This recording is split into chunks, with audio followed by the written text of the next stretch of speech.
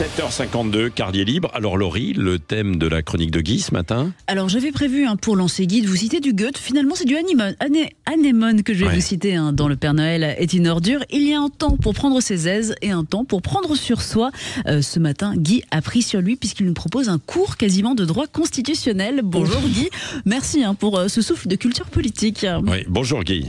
Oui, bonjour Laurie, bonjour Patrick, bonjour à tous. Oui, c'est beau, un homme politique qui se lève dans la tourmente pour lancer à la face du monde les mots du courage, les mots qui resteront dans l'histoire.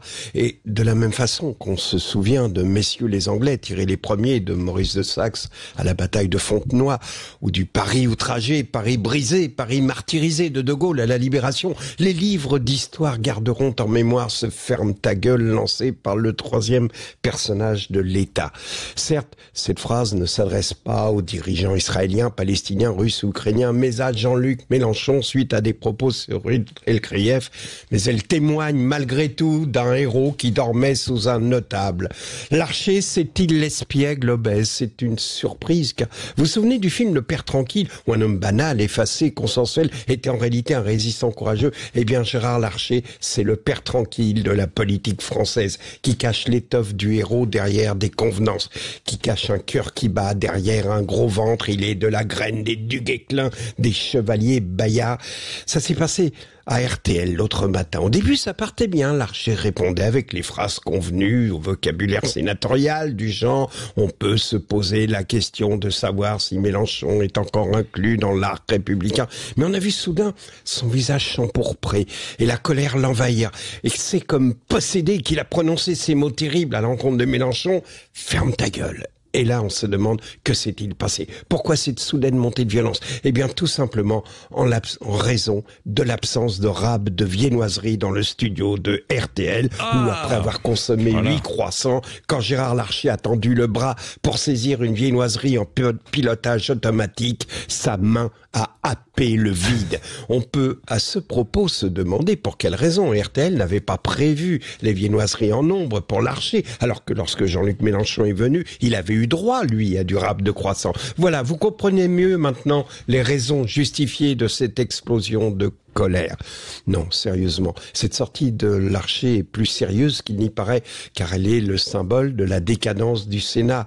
Vous n'en vouliez plus du monde d'avant, du Sénat d'avant. Vous vous souvenez, le Sénat d'avant, c'était un Sénat apaisé, avec des suspensions de séances pour regarder Derrick ou Rex, chien policier.